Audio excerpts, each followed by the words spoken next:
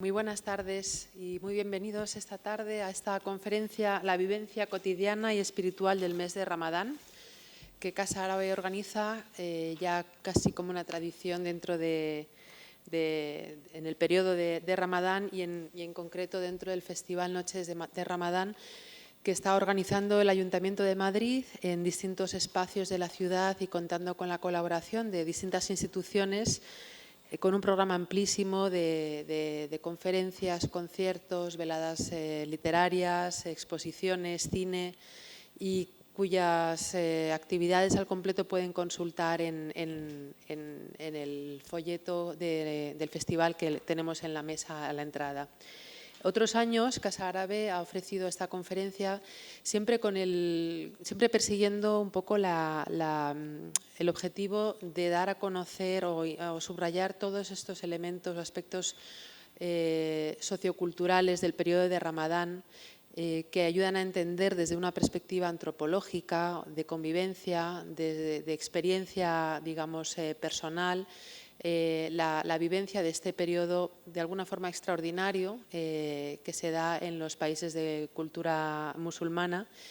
Y otros años pues, nos hemos centrado en algunos aspectos específicos, como ha podido ser, por ejemplo, el elemento gastronómico, porque el Ramadán, para muchos, a pesar de estar estrechamente vinculado con el ayuno, pues tiene también la otra parte que es igualmente interesante o importante desde una perspectiva cultural, que es toda la parte de la convivialidad, de la sociabilidad que se da una vez que se rompe el ayuno y se celebra el iftar todos los días durante todo el mes de Ramadán, y es el momento de convivir, de compartir con los amigos, con la familia, pues el tiempo juntos, ¿no? Y son estos elementos, como digo, los que nos gusta subrayar pues, para trasladar culturalmente esta festividad de origen religioso, pero que va mucho más allá y que tiene todo un elemento cultural, ¿no? Para el caso de este año hemos contado con la colaboración del Consejo de las Comunidades de Marroquíes en el extranjero, cuyo representante en España, Mohamed Haidur, también nos acompaña, y a él le daré la palabra en un par de minutos para que pueda explicar un poquito qué es esta asociación, que creo que es muy interesante que se conozca y se sepa de su existencia y de su labor. Y con ellos es con quienes hemos organizado la sesión de hoy. A propuesta de Mohamed hemos invitado a Sana El Asiri, que es nuestra invitada de hoy, que ha llegado desde Rabat expresamente para esta conferencia. Y nos pareció muy interesante su perfil. Sana es una mujer nacida en Meknès, en Marruecos. Ella tiene una vinculación muy estrecha con España porque es licenciada en Filología Hispánica por la Universidad de Fez y se doctoró en la Universidad Autónoma de Madrid. Por lo tanto, pues, vivió en España durante un tiempo bastante largo. Su, digamos, trayectoria vital le llevó a vivir también a Santander y a Vigo, donde conserva parte de su familia, aunque ella volvió a residir a Marruecos, que es donde está ahora, y es profesora de la universidad allí en Rabat, ¿no? Ella es experta en temas internacionales, pero también ha trabajado mucho y ha presentado ponencias sobre el papel de la mujer en la sociedad marroquí. Y nos pareció interesante, como musulmana que ha vivido con nosotros durante muchos años y que conoce las costumbres españolas, que nos hablara un poco desde su perspectiva personal, como individuo practicante del observante del Ramadán, y que nos haga un poco, nos traslade un poco esta vivencia en este caso ella ahora mismo vive en Rabat, pero como digo, durante muchos años ha estado viviendo en Madrid. Entonces, que nos contara un poco esa experiencia de vivir el Ramadán en un país que no es de mayoría musulmana, pero que poco a poco, afortunadamente, va entendiendo que esto es parte también de nuestro entorno igualmente. Entonces, bueno, ella nos va a trasladar todas estas experiencias personales y también nos hablará de una parte que creemos, y ella nos lo ha confirmado, que es muy importante, y es en concreto el elemento espiritual que tiene el Ramadán, ¿no? Esa vivencia personal, ese contexto que hace que uno se encuentre en una posición o en una situación diferente del resto del año, de una forma un poco extraordinaria en un sentido espiritual. Sana va a hablar en breve, pero antes, como decía, le quiero ceder la palabra a Mohamed Haidur para que nos cuente un poquito sobre el Consejo de las Comunidades Marroquíes en el extranjero. Gracias, Nuria. Buenas tardes a todas y a todos. El Consejo de la Comunidad Marroquí en el extranjero es un órgano consultivo del Estado marroquí en materia migratoria. Es un órgano, cuando digo consultivo, no es un órgano representativo de los inmigrantes marroquíes que viven en la diáspora, no solamente en España, en todos los países donde hay diáspora marroquí. Y aunque ha dicho Nuria en la presentación que soy el representante del Consejo en España, no soy el único, hay varios. De hecho, hay una representante del Consejo aquí, mi amiga Mina, que es de Sevilla. Bienvenidos, ahí estuvimos en Rabat en otras tareas. Bueno, digo que es un consejo consultivo en la diáspora y una de sus tareas pues facilitar el conocimiento, el intercambio entre las administraciones y también entre las sociedades. Nuestro trabajo se hace desde la necesidad de reflexionar sobre las necesidades cotidianas de las personas y sobre las distintas administraciones, tanto las del país de residencia como de nuestro país, hasta llevar y desarrollar estudios académicos o de investigación sobre el colectivo marroquí, en este caso en España. De hecho, en esta misma casa, en este mismo sitio, hemos presentado un estudio muy importante sobre el impacto de la crisis o otros parches o las soluciones que se pueden dar a ese impacto tan negativo que ha afectado a toda la sociedad y a los trabajadores de este país, y entre ellos también los marroquíes o de origen marroquí. Esto es todo y cedo la palabra ahora mismo a mi amiga Sena. Muy bien, muy buenas tardes a todos. Antes que nada, quisiera manifestar mi profundo agradecimiento a todas las instituciones, entidades que han hecho que el encuentro de hoy sea posible. En nombre del Consejo de las Comunidades Marroquíes en España, agradezco de manera especial al señor Abdullah Boussouf y también al señor Mohamed Anwar Haidar la invitación y también el esfuerzo de la colaboración con la Casa Árabe en consolidar las relaciones socioculturales entre el mundo árabe y musulmán. También agradezco el esfuerzo del Ayuntamiento de Madrid y agradezco, por supuesto, la presencia del público. El tema es el Ramadán, un enfoque hacia la espiritualidad. Pues hablar de la espiritualidad de Ramadán desde la perspectiva religiosa es hablar de los fines cívicos, en grosso modo, de los fines cívicos humanos y sobre todo universales, y universales en mayúscula. De ahí urge la necesidad, me siento incómoda un poco. Sí.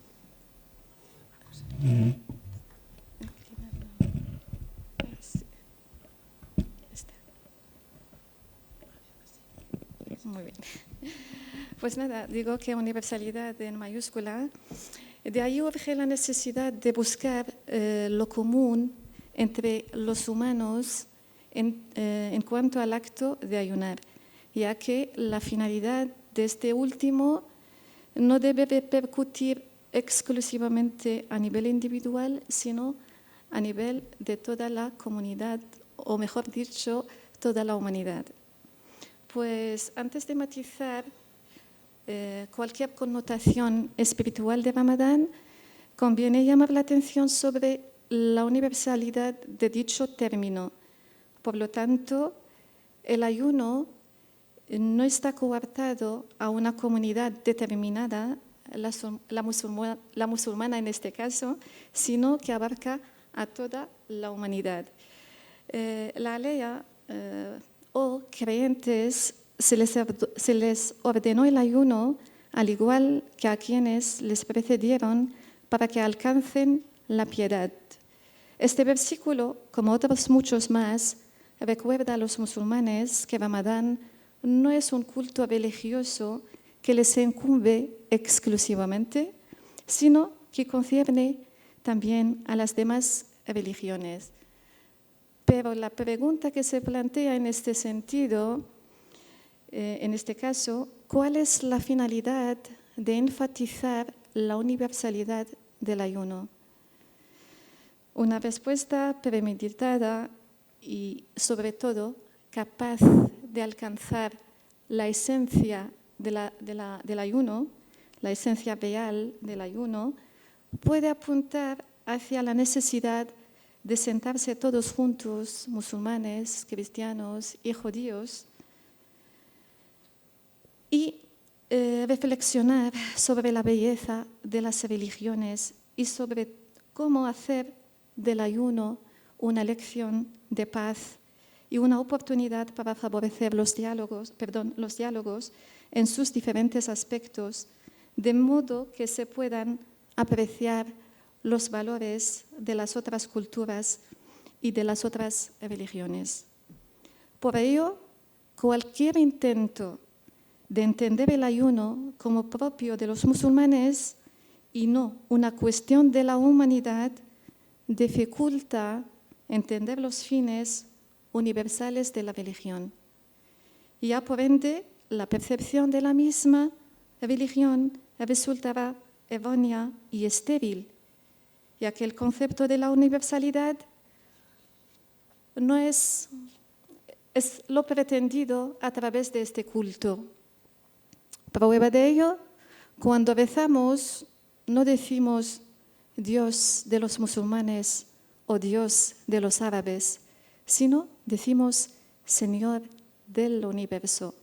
Solo bajo este concepto podemos entender que cuando ayunamos lo hacemos según el parámetro humano y no según el parámetro cultural relacionado con la etnia o con la geografía. Bueno, viene la pregunta, ¿qué es el Ramadán? No me voy a entretener mucho en lo técnico de Ramadán porque el enfoque es hacia la espiritualidad. Simplemente echar una visión panorámica sobre este concepto y la categoría de gente que tiene que cumplir con ello. Pues en primer lugar conviene señalar que Ramadán es el 9º mes del calendario lunar árabe, comenzando con la aparición de la luna nueva y acabando con la siguiente luna nueva. Puede durar entre 29 y 30 días. Durante este periodo se debe abstener de comer, beber y tener relaciones íntimas desde el alba hasta la puesta del sol. Además, el ayuno no consiste meramente en abstenerse de la ingestión de comida y bebida, sino que también implica adherirse estrictamente a los códigos de ética del Islam, ya que su violación puede infringir los requisitos del ayuno. El Ramadán es obligatorio para todo musulmán sano desde el momento en el que llega a la pubertad.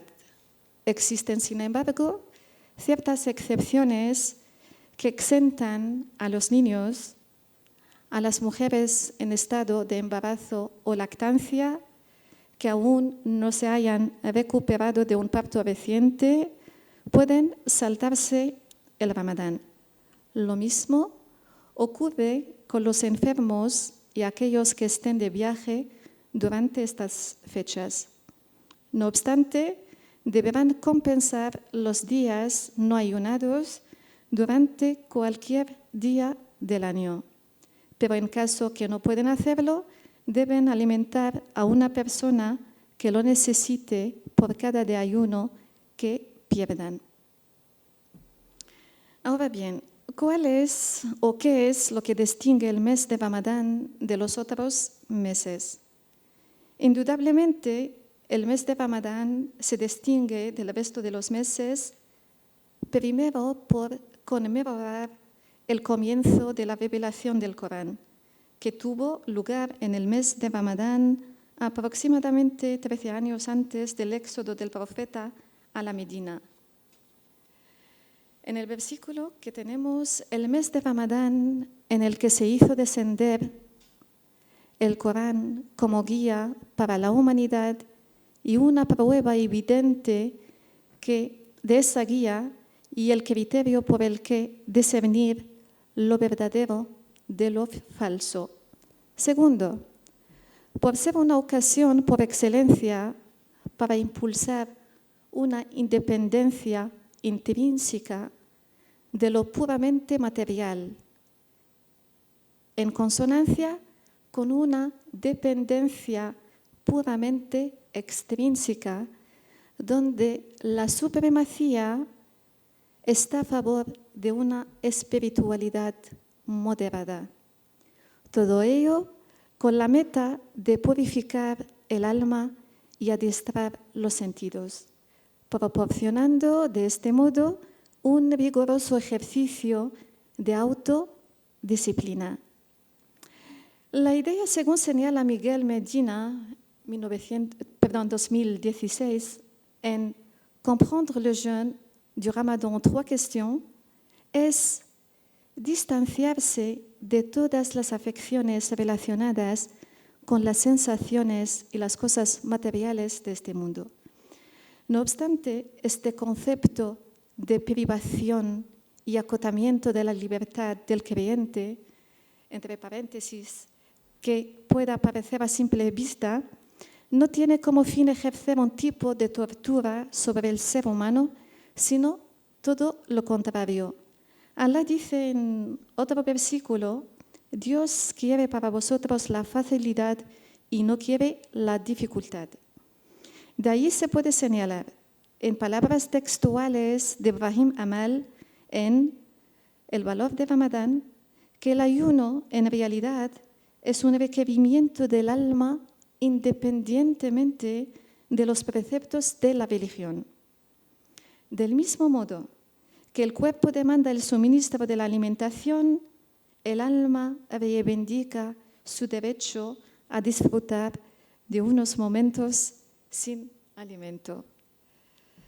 En esta relación de cuerpo y alma, Ibrahim Amal alude al principio de mi libertad empieza donde acaba la tuya, explicando que este principio no está coartado a modular exclusivamente los derechos en una sociedad, sino también es un principio sagrado en la Carta Magna de nuestro propio ser. A raíz de esta relación de privación alimenticia y alimentación espiritual, se puede hablar de un equilibrio macizo, evitando de este modo la usurpación del cuerpo al terreno del alma y permitiendo al mismo tiempo al ser humano un espacio para la contemplación y la reflexión. En este contexto, se debe marcar una pausa para plantearse una serie de preguntas relacionadas sobre la verdadera esencia del ayuno. ¿Por qué ayunamos? ¿Para qué ayunamos? Independientemente de que sea beneficioso para la salud, el objetivo primordial del ayuno se ve explícito en la siguiente aleya. Quizás así seáis temerosos de Dios. Es el temor que ilumina el camino de un creyente, facilitándole distinguir entre la verdad y la falsedad, entre el bien y el mal, y por consiguiente alejándole de cometer cualquier acto indebido como la mentira, el engaño, el adulterio, etc. Pero sin tener miedo a la gente, sino a Dios, el criterio aquí no es porque lo ve la gente o no, sino porque lo ve Dios. En este sentido, conviene puntualizar que el ayuno es una estación para elevarse de un estatus espiritual, elevarse a un estatus espiritual que permite al ayunante crear todo un sistema de valores humanos y morales. No obstante, conviene afirmar que la nobleza del comportamiento y la ética no son unas etiquetas exclusivas de la fe musulmana, sino de toda la humanidad y de todo el universo. El Ramadán, pues, no es más que una oportunidad para la educación moral del ser humano y una ocasión para fortalecer los lazos con el Creador. No cabe duda que el temor al que nos hemos referido no atañe exclusivamente el ámbito ético, porque según afirma Ibrahim Amal, es un temor positivo y multidimensional que abarca, además de la vertiente ética, el terreno social, el sector cultural y el dominio político. Por lo tanto, proceder de esta forma, el musulmán alcanza la perfección en su devoción, en su valor ético. En esta dirección, conviene llamar la atención que en esta conferencia nos concentraremos más en el terreno social, aunque este último nos lleva a abordar otro aspecto con el que mantiene una estrecha relación y es el aspecto psicológico. En un artículo sobre le Ramadán y psicología social, 2009, el autor aclara que el enfoque de interés de esta disciplina es analizar la interacción de lo psicológico y lo social en el comportamiento humano. Así pues, se considera el mes de Ramadán como un ejemplo para llevar a cabo dicho estudio. En este sentido, se citan 10 ejemplos que explicitan los beneficios del ayuno a nivel psicosocial y que procuraré resumir del modo siguiente. El primer punto, durante este mes de Ramadán, el hombre se abstiene de comer y beber desde la puesta del sol hasta el ocaso. Se trata aquí, según denominan los psicólogos modernos, las necesidades primarias concebidas como muy necesarias para poder sobrevivir. Así pues, el hecho de poder resistir a dicha tentación es lo que otorga al ayunante una mezcla de autocontrol y paciencia, cualidades esenciales para desarrollar mejor la personalidad humana. Segundo punto, hoy en día se ha puesto en evidencia medical los enormes efectos positivos que el ayuno aporta al cuerpo humano. Muchos médicos lo recomiendan a sus pacientes como tratamiento terapéutico. No obstante, el Islam va más allá, tomando en serio estos puntos positivos sobre el ayunante, ya que el estómago descansa durante el día para abrir paso a la función mental. Cabe mencionar que los científicos están en buena posición para demostrar la sabiduría biopsicológica que simboliza para los musulmanes el ayuno durante 4 semanas sucesivas. Tercer punto, visto desde la psicología social, el ayuno en el mes de Ramadán constituye un cambio radical en cuanto a la rutina de la vida cotidiana, tanto a nivel individual como colectivo. Las noches se convierten en un espacio para las reuniones familiares y interacciones sociales. ritos espirituales, etc., mientras que el ritmo que se marca durante el día es, en cierto modo, tranquilo. El cuarto punto, prácticamente el ayuno en su experiencia cotidiana durante el mes de Ramadán marca un estado de alegría.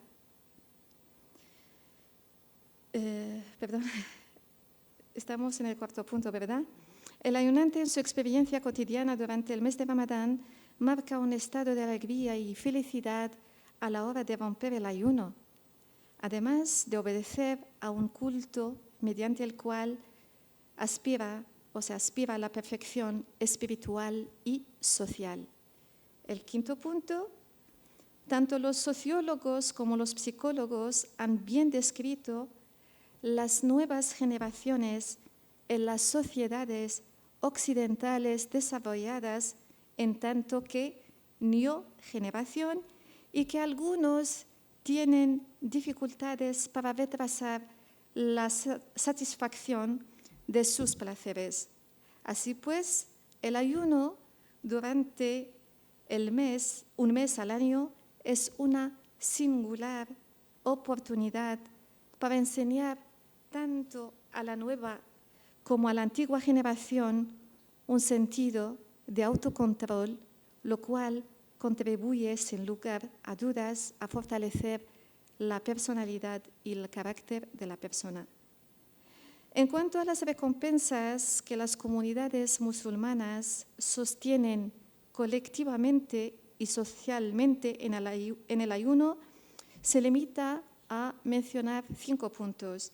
El primero, se ha señalado antes que el ayuno beneficia la salud del individuo, pero también engendra una actitud favorable hacia una categoría determinada de la sociedad.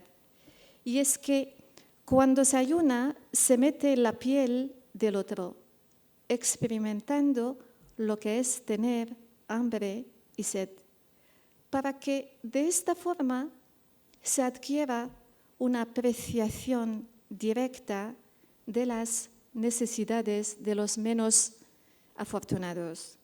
Segundo punto, hoy en día la vida moderna que llevamos tiene un impacto muy pasivo sobre las relaciones familiares. Y es en pocas ocasiones que una familia se siente reunida y comparte comida y comunicación. Pero la llegada de Ramadán refuerza la solidaridad y la cohesión familiar en tanto unidad social de base. Tercer punto, el ayuno durante el mes de Ramadán crea un sentimiento de pertenencia social y de unidad mediante una declaración pública de la fe. Los invitados y las visitas recíprocas entre las familias y amigos activa la interacción social, lo cual contribuye en aumentar el espíritu de la solidaridad entre los participantes. El cuarto punto, las positivas consecuencias del ayuno se reflejan en el respeto de las normas y los valores éticos que implica este acto de ayuno. En términos sociológicos, cuando la gente comparte más los símbolos culturales, más solidaridad social se produce y se consolida en determinados espacios y tiempos, como por ejemplo los centros comerciales, unas horas antes de la ruptura del ayuno y en la mezquita a la hora de rezar.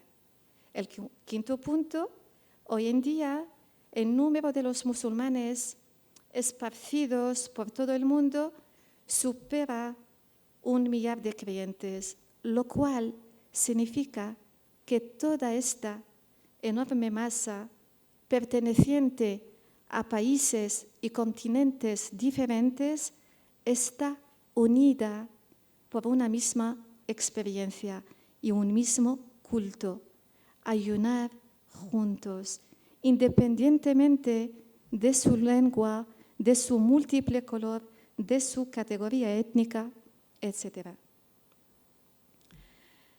Dicho esto, pasamos a otro punto que refleja el Ramadán en un espacio de pluralismo étnico, cultural y religioso. Pues vivir en una sociedad de pluralismo étnico, cultural y religioso puede parecer a simple vista como algo muy difícil de realizar. No obstante, existen unos mecanismos primordiales que pueden contribuir en dicha convivencia, ya que son de índole universal. Estamos hablando aquí de los valores que compartimos entre toda la humanidad y que consisten sobre todo en estimar al ser humano y defender su dignidad. Solo de este modo es cuando podemos hablar de cómo se puede conseguir una vivencia armónica dentro de la diversidad. En este sentido, cabe señalar que una predisposición en aceptar, colaborar y facilitar la integración de esta pluralidad étnica es cuestión tanto del país acogedor como de los inmigrantes que aspiran a una vida digna. En este contexto, podemos decir que lo primordial para topar con dicho fin es preparar el terreno para conocer mejor al otro y abandonar todo tipo de juicio de valor anticipado a través de una auténtica escucha y a una estima verdadera.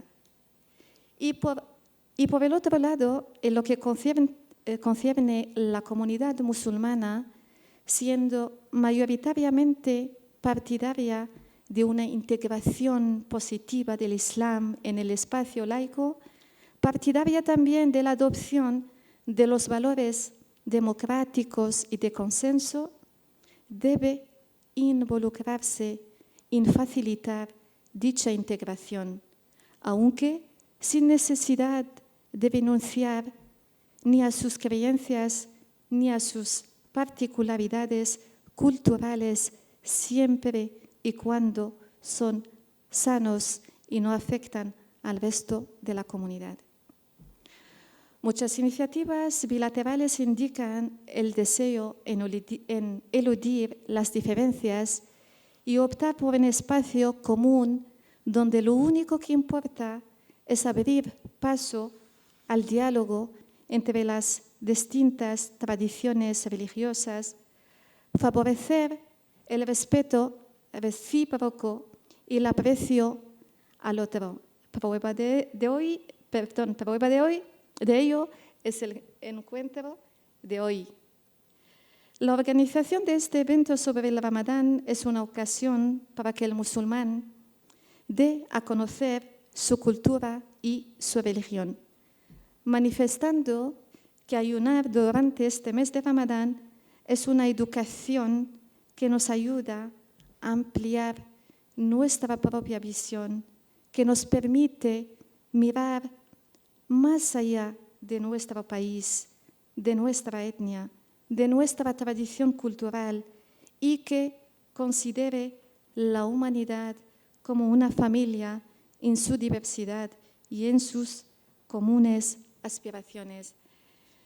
En esa misma dirección quisiera señalar también que lo multicultural y lo religioso espiritual se conjugan en el mes de Ramadán para restablecer la concordia y el amor, y me estoy refiriendo al Reino de Marruecos, donde se organizan discursos o charlas religiosas durante todo el mes de Ramadán y que preside Su Majestad el Rey Mohammed VI y que pertenece al legado de su padre el Rey Hassan II, por eso se llama Durus al-Hassaniyya. También los círculos religiosos organizados por la Universidad del Qarawiyyin en Fez, los encuentros religiosos de la Biblioteca Nacional de Rabat, las clases en público que los ulemas imparten en todas las mezquitas del Reino de Marruecos, en presencia de musulmanes de varias nacionalidades, y también la iniciativa que está en curso de la formación de imames para el extranjero. Para terminar, vamos a ver todo lo que hemos mencionado hasta ahora como beneficios positivos del Ramadán, tanto a nivel individual como social. Si no se repercute en la pura realidad, no sobrepasaría el plano teórico y por ende estaríamos enunciando unos meros lemas que no tienen ningún significado, sino cómo explicaríamos algunos fenómenos sociales que suelen ocurrir durante el mes de Ramadán, sobre todo en nuestras sociedades musulmanas, ya que precisamente durante este periodo es cuando se incrementan las violencias y las actitudes negativas con el pretexto de que uno está ayunando. En esta misma línea, el profeta, que la paz y las bendiciones de Dios sean con él, dice: muchos de los que ayunan no obtienen nada de su ayuno excepto hambre y sed, lo cual indicaría que al desconocer lo particular de este acto de ayuno y al alejarse de lo pretendido en realidad, la gente se queda estancada en un concepto muy limitado.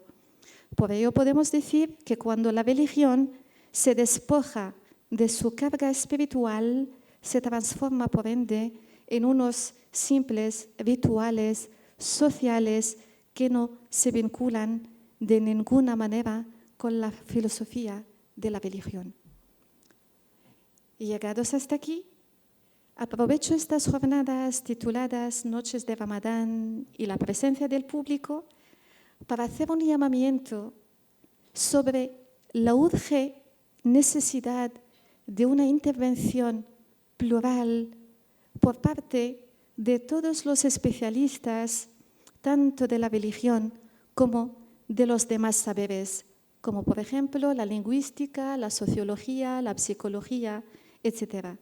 Un estudio multidimensional que tendría como objetivo acercarse mejor al comportamiento humano y procurar reconciliar entre lo espiritual y lo sociopsicológico.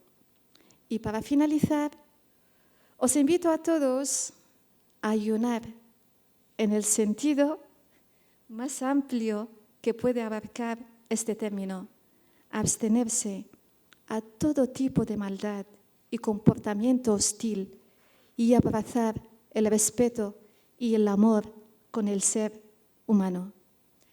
Y muchas gracias.